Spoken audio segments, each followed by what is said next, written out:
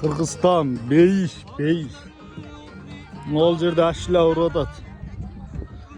Ya konaklar qaydan keldinglar? O'zbekiston qaysi jeri? Andijon.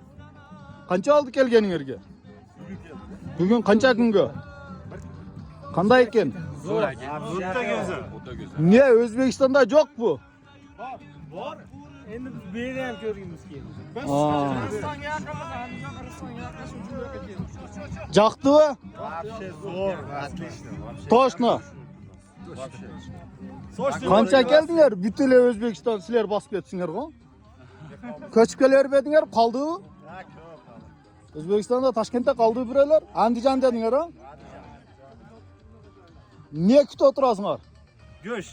Irchinglar. Irchinglar da var ekan, ha? Irchi. Ha, irchi. Ashlachi. Молодец. Oy, bizdin top ketib qolibdi ana yoqda. Shumqon!